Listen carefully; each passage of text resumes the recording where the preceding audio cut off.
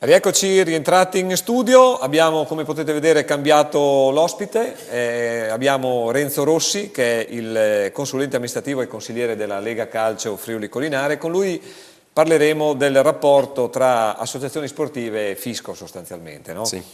Renzo, quando una squadra si affiglia ad esempio alla Lega Calcio, può scegliere che tipo di associazione costituire? Ci puoi fare un distinguo tra quali sono le varie possibilità? Sì. Beh, intanto buonasera a tutti i telespettatori. Si diceva le motivazioni che spingono spesso un gruppo di amici a costituire un'associazione sportiva di natura tipicamente dilettantistica, si scontrano poi inevitabilmente con adempimenti, una serie di adempimenti burocratici e amministrativi, laddove questo gruppo di amici decide, diciamo così, di partecipare a manifestazioni promosse da strutture organizzate come la Lega Calcio Friuli Collinare, che è nell'egida degli enti di promozione sportiva come l'Oxen.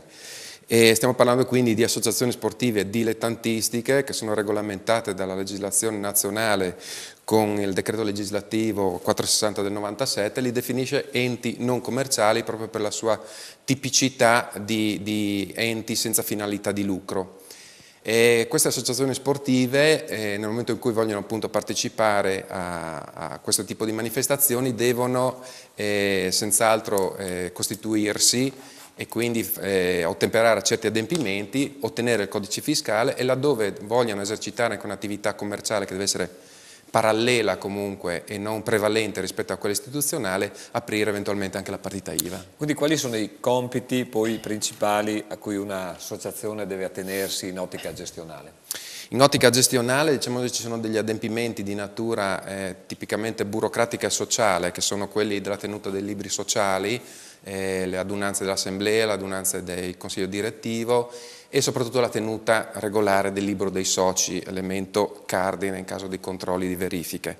Se poi, come si diceva prima, questa associazione esercita anche un'attività commerciale, ci sono anche degli altri adempimenti relativi alle registrazioni IVA in una gestione molto semplificata in base al regime agevolativo fiscale della legge 398 del 91, per il quale le associazioni liquidano trimestralmente l'IVA e la versano diciamo così, con questa scadenza. Lasciamo riposare un attimino con la mente i telespettatori, lanciamo un attimo una rubrica intitolata Le voci dei protagonisti, dove il buon Maldera è andato a intervistare due delle squadre più in forma del calcio 5, Elettrotech e la Tana del Lupo, poi due squadre tra virgolette che hanno giocato le ultime due finali e quindi sono era sicuramente uno dei big match della giornata.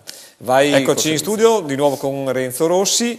Renzo, molte associazioni vivono grazie proprio delle piccole sponsorizzazioni, no? Quali obblighi fiscali hanno in questo caso? Come dicevo prima, la necessità diciamo così, di raccogliere diciamo così, fondi per la gestione ordinaria di queste associazioni si scontra con queste tipologie di adempimenti. Nel momento in cui il nostro cosiddetto sponsor vuole elargirci un suo contributo, un suo obolo, le associazioni devono rilasciare a queste aziende, normalmente imprenditoria, devono rilasciare adeguata fattura.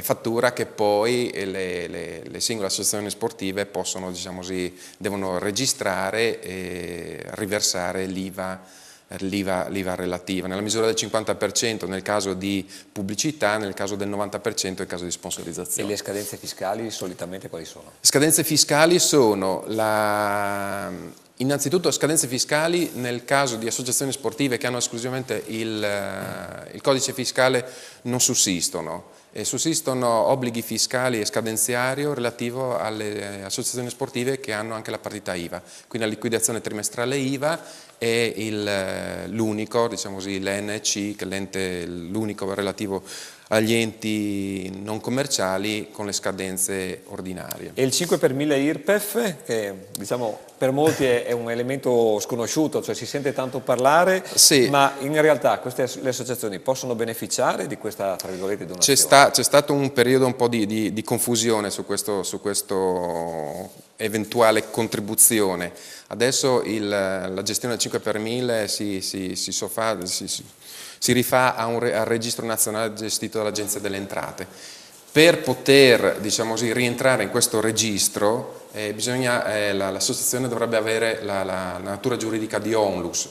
Per il nostro microassociazionismo dubito che questa soluzione sia fattibile, oppure per associazioni sempre di carattere dilettantistico che però abbiano all'interno della loro attività una progettualità relativa all'assistenza sociale o alla gestione di promozione nell'ambito giovanile. Bene, riposiamo un attimo, passiamo la palla a una nuova rubrica, la filosofia della norma, a cura dell'avvocato Fabrizio Petoello.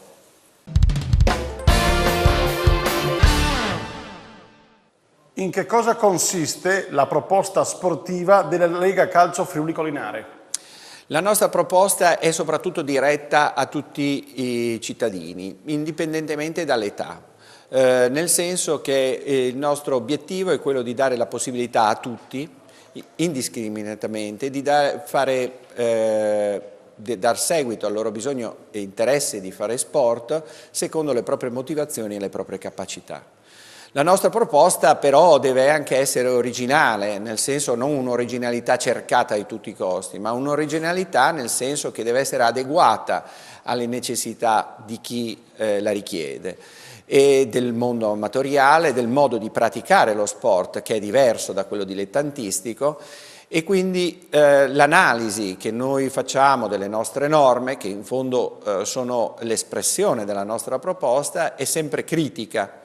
Mi spiego con un esempio. Nel nostro mondo sappiamo che non ci sono i 3 punti. I 3 punti sono dovuti a un'esigenza del mondo professionistico di spettacolarizzare il gioco del calcio, ed è un'esigenza giustificata e sentita perché il mondo professionistico fa un calcio business, fa un calcio spettacolo, e quindi deve essere reso spettacolare perché